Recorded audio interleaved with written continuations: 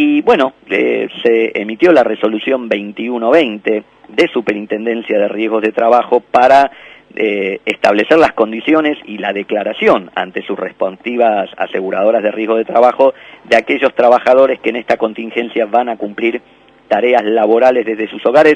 Comentanos los principales lineamientos de esta normativa, Guillermo. Bien, lo que hace la normativa es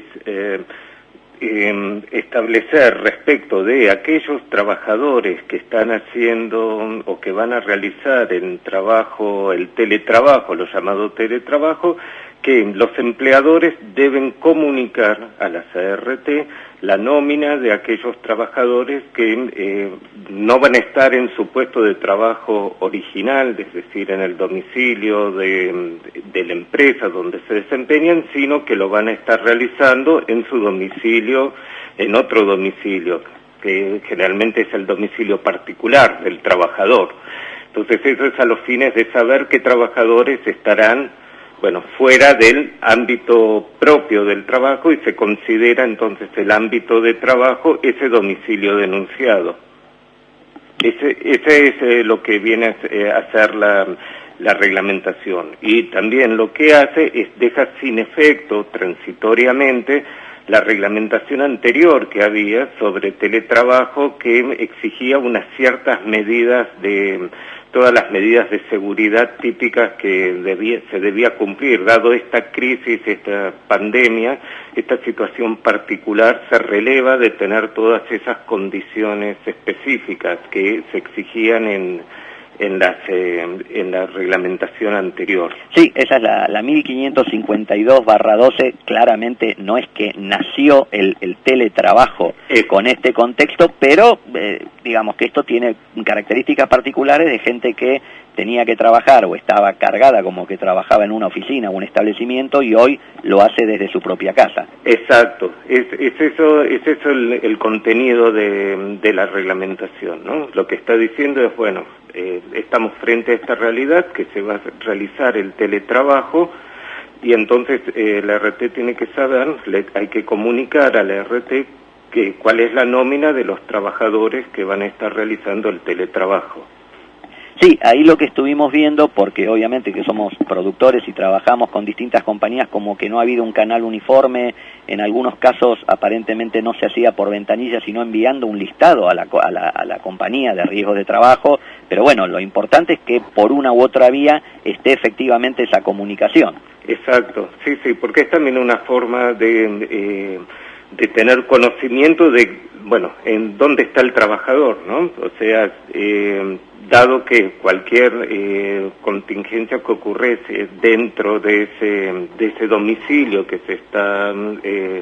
en el que se está trabajando, se considera justamente como domicilio como el puesto de trabajo. O sea, recordemos que la LRT dice que te cubre la cobertura de los hechos ocurridos, ¿no? Dentro del domicilio en el que estás realizando de tu puesto de trabajo. Suponemos que debe haber una cantidad de contingencias que luego darán lugar a mil interpretaciones de qué es un accidente en la casa, de si efectivamente fue durante ese horario laboral que él debería haber cumplido en el trabajo o no. Lo que sí, seguramente vamos a ver alguna curva descendente en lo que tiene que ver con la siniestralidad in itinere, que hoy estaba cercana al 40% de los casos en general en lo que es materia de accidentes de trabajo. Bueno, sí, efectivamente, al no haber desplazamientos, ¿no?, entre el domicilio y el lugar de trabajo y viceversa, y dado justamente por este confinamiento preventivo que tenemos que estar haciendo todos, obviamente no va a haber desplazamiento de trabajadores desde y hacia el puesto de trabajo, ¿no? Así que sí, tendría que reducirse, no haber accidentes sin itinere, ¿no? Sí, es como un efecto medio extraño, ¿no? Nadie quiere una pandemia, pero es como cuando el otro día veíamos las aguas cristalinas en Venecia, hasta se veía algún delfín nadando. Digo, pucha, tiene que ocurrir una catástrofe de este estilo, o que esté bajando el smog o la contaminación industrial por este tema.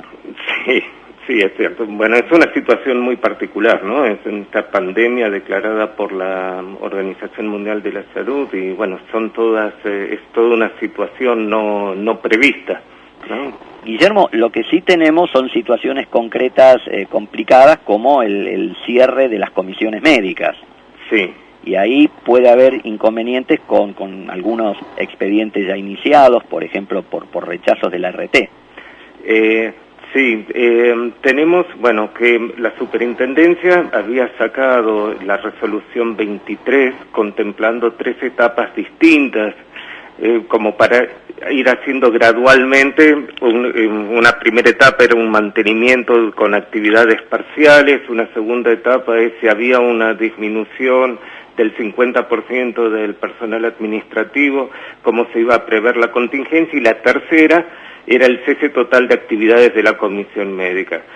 Esto fue en un principio, al día siguiente, por la disposición 4 de la Gerencia de Comisiones Médicas, se decretó, justamente en línea también con todo lo que después salió a la noche, el decreto 297, el cese total de las actividades. Esto también es para evitar el desplazamiento hacia las comisiones médicas, o sea que se limite todo al mínimo desplazamiento que haya que realizar.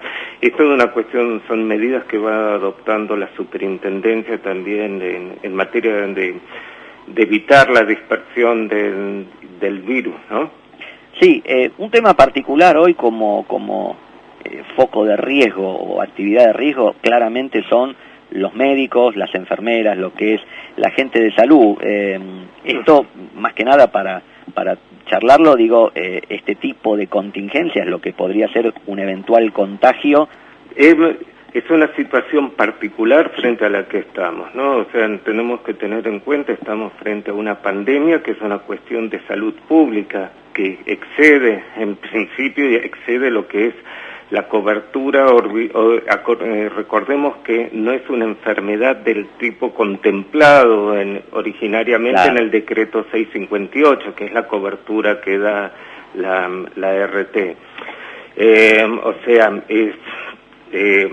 tanto las compañías y todos los empleadores están siguiendo los protocolos que dicta la autoridad provincial o la misma propia autoridad a nivel nacional, el Ministerio de Salud, que es la autoridad sanitaria. Entonces, ese es el lineamiento que debemos tener. Y después, bueno, las situaciones particulares que puedan llegar a presentarse es un tema de ver caso a caso, que es lo que sucede. Es una situación que es completamente novedosa. Es una pandemia, es algo quizás como también pasó con cuando fue con la gripe porcina, ¿no? O sea, también ahí se tuvo en cuenta que no es una enfermedad que está dentro del listado de las coberturas. Después, bueno, habrá que ver cada caso concreto mientras haya una relación directa y causal, ¿no? Inmediata. Eso, pero no es el objeto de la cobertura dentro de lo que es el listado en sí de enfermedades.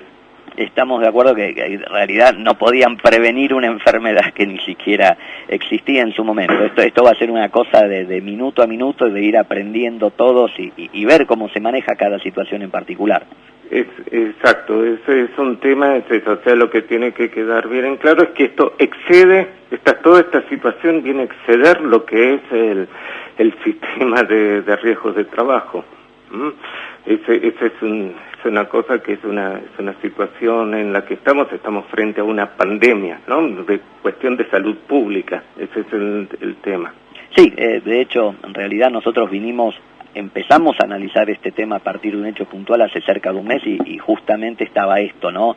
Que todavía no era era solo una epidemia, cómo cambiaba jurídicamente el tema con una pandemia y bueno, seguramente va a haber mucho para analizar a futuro en cada tipo de ramo. Y sí, realmente es así, hay mucho para analizar, mucho para ver otras experiencias también, ese es un tema inédito, ¿no? Muy bien, doctor Guillermo Mitchell, abogado, asesor letrado de la Unión de Aseguradoras de Riesgo de Trabajo. Gracias por haber estado en esta emisión tan especial de Tiempo de Seguros y bueno, como normalmente diríamos buen fin de semana largo, pero acá en realidad lo que hay que decir es a quedarse en casa y a cuidarnos todos. Muy bien, muchas gracias. Gracias, Guillermo. Hasta luego.